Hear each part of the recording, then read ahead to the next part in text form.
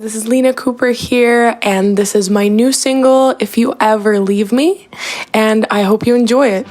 If you ever leave me, better lay down low. Lock me everywhere and hide all your new hopes. Better sleep with one eye open, holding your pillow tight. Lock your doors open, that I won't be coming tonight. Then I will take your kitchen knife, or maybe I will buy a gun. Won't let you say you're sorry, or even call your mom. 'Cause I don't want apologies if you don't love me anyway. I want your heart on a silver plate, yeah, all I want to beg. If you ever leave me, leave it all behind. If you ever leave me, you won't make it out alive. Albums to sirens, all in blood, and one love cups your way. I'll tell him I'm not to blame, it's you who fucked me up. Heartbreak is just as much of a damn crime as a breaking or assaulting or killing you that night. And Tell you what, that song makes me shit myself. I saw you giggling there, and I was like, "What's he laughing at?" Those lyrics are like seriously like creepy, but in a really cool way. Like she is giving an aggressive warning, like if you leave me ever, I'll mess you up. Because she had like lyrics in there like maybe I'm gonna get a gun or a knife or Well, Lina, touche. Yeah, so yeah, I good. mean, So good. Definitely different from the last song we listened to, right? I mean, Totally. it's got a really cool vibe, this song, and kind of the 7 chords are giving that kind of the jazzy feel in the background with a little like do-do-do-dun-dun, like the guitar stabs and then the little runs. Really cool. The guitar tone's really cool as well for the music. Really This good. is the kind of track you can imagine like sitting in a whiskey bar or something, and like they're performing live and like, you know, all in suits and nice clothes. It's that kind of feel to the track. With like shades on. Exactly, proper cool. And then all the guys shit themselves and run out the bar because Yeah, they think like, they're going "Oh." to get stabbed. I don't want to buy this one a drink. No. I love the vocal melody as well. She really played on first of all, the percussion in the background, and the guitar is adding that kind of vibe, and then she just sits over the top of that really nicely with her melody. There's so much energy and so much impact to what she's saying, as you said. Great vocal performance.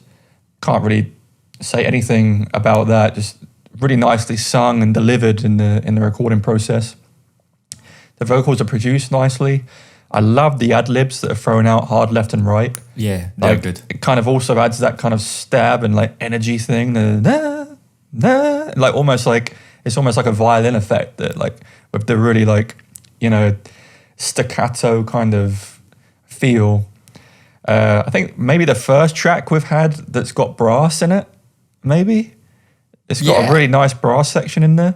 It definitely feels like the first track we've had that is actual brass. Like Yeah. we've maybe had like brassy synths, but that This is- sounded legit like Yeah. brass players, didn't it? And if you listen to the very beginning of this song, it's like it's got this like male creepy vocal talking to you at the beginning, almost like the Michael Jackson Thriller kind of Yeah. thing, which again just adds that emphasis to the song and where it's going. Which, And again, makes you shit yourself. yeah, it's just Andy's This scared. whole song just guys. made me shit myself, Andy's guys. scared. I get this is a hard one to like think.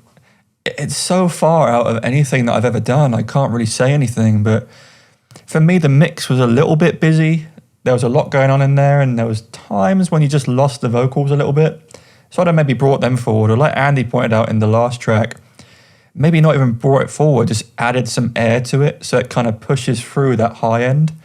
That would have brought it forward a lot more, in my opinion. And the hi-hat for me could have been brought down slightly. A little bit too overpowering there with like the multiple hi-hat hits. But again, really easy fix. Maybe bring it down a dB or two. And the guitar was a little mid-range heavy for me. Again, I don't know, because the style of music it is, that's definitely the effect they're going for and the tone they're going for. So that being said, like, I'm just going to shut up. Like, I love this. I love this kind of music. And I love the input of the 7 chords there in the background that make so much difference to me, and the kind of whole vibe of it. As soon as you listen to it, you're like, whoa, this is cool. Like, straight away. But yeah, man, I enjoyed this one. Track. Definitely a cool track. And apart from it making me so stressed, I really did enjoy it. I mean, it's so good. Again, like, I talk all the time on the show about the songs need to trigger emotions, and straight away, like, not just lyrically, but all the, I feel, deliberate attempts at the sound design was to create that kind of chaotic, stressful environment to just re-emphasize the message of don't you ever leave me or I'll kill you, which, you know, definitely came across. So message received.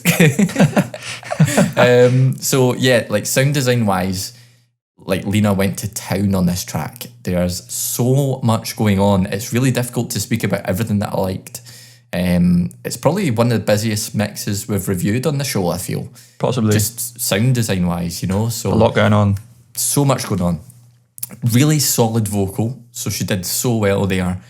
Really good kind of, again, it sat well nicely in the mix. I really like the harmonies and the intervals that those harmonies were at. I don't think, again, were like your nice major. No, they definitely weren't. They were quite kind of harmonic, very quite like, you know, again, creating that stressful tonal clash. Dissonance, I think it was. Yeah, so, like, really good choice there. I loved the kind of vocals that were kind of rappy. You know, they were like, she was kind of doing this little... Yeah, it was like, really cool. It was like a rap section, but with melody, which I quite liked. So yeah, loved that. The bass line in this, so I'm a sucker for, like, a really, like, moving, kind of funky bass line. And this had such an interesting bass, you know, line itself, and it was really thick to really layer up that low end, and it was a big part of the driver in the track for me. I just loved what it was doing, and it added so much for me in that low end and that low portion of the track. And yeah, I loved the electric guitar, really kind of chunky, really distorted, really, again, another kind of instrumental driver of the overall track for me. And she used quite a lot of variation in the percussion, which I liked. So those were the kind of main things that I took away. I kind of agree with you in terms of critique. There was so much happening that I think at times it distracted me a bit, because I was like, my brain was on overload trying to listen to all these different, you know, 1 minute there was the guitar on my left, and then whatever, the harmonies and percussions flying about, and it was all so good, and it really created that chaos emotion. And to be honest, when I think about it, you know, that's what the track's about. The track's about. So it's not really so much a critique, that it's just, for me, maybe a couple of less things to try and refocus it more on Lina and the message she's given. Would have been ideal. So maybe just a couple less instruments, but I really liked the vibe of the track. I liked I did like the different instruments that they used, like the brass, guitars. So yeah, it was an interesting one to listen to this. I agree. And once I dried my tears, you know, I had a lot of respect for this track. Once he came out of the closet, he was fine. Once he stopped hiding away from... Once I stopped hiding away. So thanks, Lina. That was brilliant. Yeah, I love that one, honestly.